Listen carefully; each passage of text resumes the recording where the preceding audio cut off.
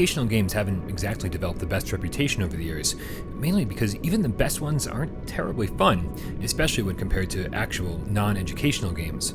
Getting taught history or having your knowledge tested isn't what most people want to do when they pick up a controller.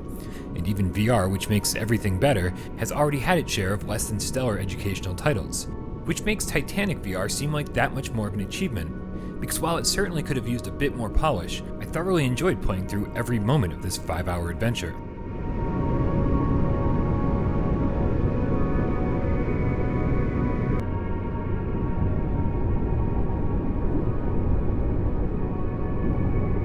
Titanic VR puts you in the role of Dr. Lynch, commissioned to explore the historic wreckage and uncover relics found on board. A good percentage of the campaign takes place in this vessel, with directions coming over the radio from your research assistant, Jean Robinson. Hull breach on E-deck. I'll mark it on your map. She'll place waypoints on your map, and you'll simply follow them to trigger each new mission, with the ability to switch to a more maneuverable ROV to explore inside the wreck. The 8 missions are all varied enough, with only some occasional goofiness upsetting the overall serious tone.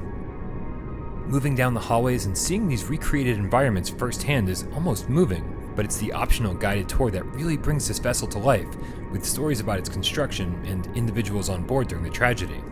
Sadly, while the graphics look nice from a distance, up close the low-resolution textures can often ruin an otherwise mesmerizing experience.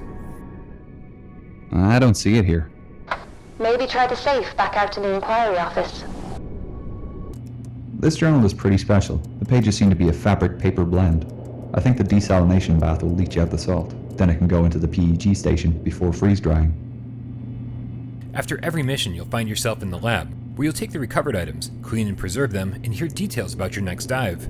It's a nice break from the underwater segments, but the controls and graphics are at their worst, and the voiceovers are wildly inconsistent, some sounding distorted, some too loud, others too quiet, and sometimes upwards of 3 people talking over each other simultaneously. Plants are delicate, and we'll need a good rinsing in the desalination bath.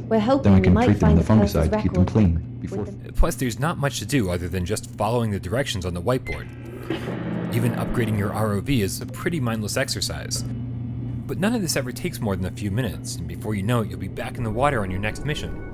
The final disappointment comes in the form of the 1912 experience, which was supposed to let you watch the tragedy unfold in first person. But on PlayStation VR, it's a flat, 360-degree video. And I honestly think we would have been better off without it. Transfer your passengers and tell their captain to come at once. We require urgent assistance.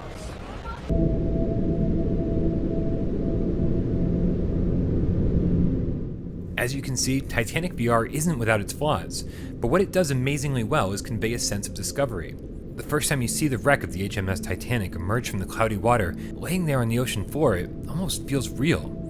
It reminds you that this was an actual event in actual history, and actual people lost their lives, making each moment in the virtual game that much more impactful. Sometimes the voice acting and graphics don't hold up their end of the bargain, but it's still very much a fantastic, new way to experience this historic event.